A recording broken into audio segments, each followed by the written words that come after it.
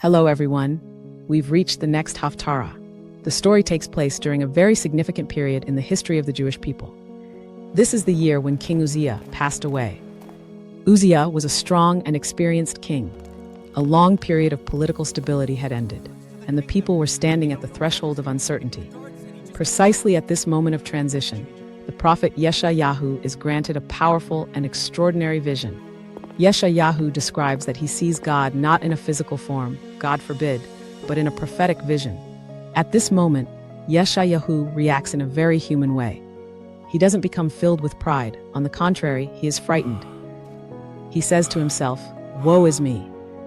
He feels lost, small, and unworthy. He realizes that he is a man of impure lips, in other words, an ordinary person whose speech is not perfect, and that he lives among a people whose speech is not pure, and yet it is precisely he who is granted the privilege of witnessing such a holy vision.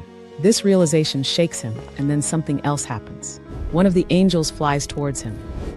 In his hand, he holds a glowing coal that he took from the altar with tongs. The angel places the coal on Yeshayahu's lips and tells him that his iniquity has been removed and his sin will be atoned for. This is a moment of purification, of cleansing, of preparation. Yeshayahu does not remain in a place of fear alone, but goes through a process that enables him to stand up to his mission. Then he hears the voice of the Lord. The voice asks an open question: "Who shall I send, and who will go for us?" This is not a direct command, but an invitation. And Yeshayahu, after the experience he has just gone through, immediately responds, "Here I am, send me." He is ready, he stands up, he takes responsibility. The mission that Yeshayahu receives is not a simple one.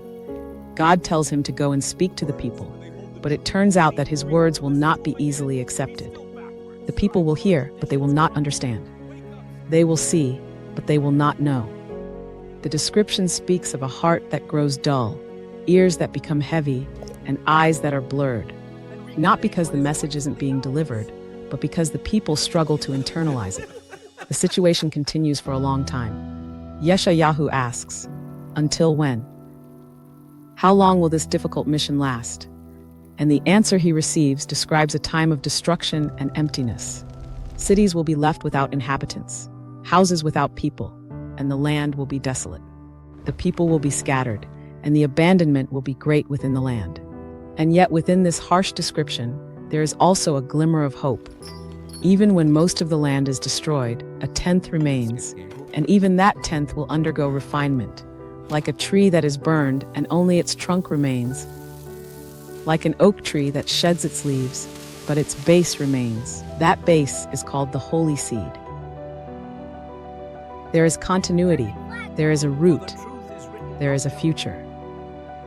Yeshayahu's vision presents a complete picture: boundless divine power, great awe, a sense of human smallness, purity, a difficult mission, a complex reality, and alongside it, a glimmer of hope. This is a formative moment in which a prophet understands that his mission is not just to say pleasant things, but to remain faithful to the truth, even when the path is long and challenging. The entire story takes place at a historical turning point, with the death of a great king and the beginning of a prophecy that touches the heart of an entire nation. It is a description that connects heaven and earth, holiness and everyday life, fear and responsibility, an array of hope.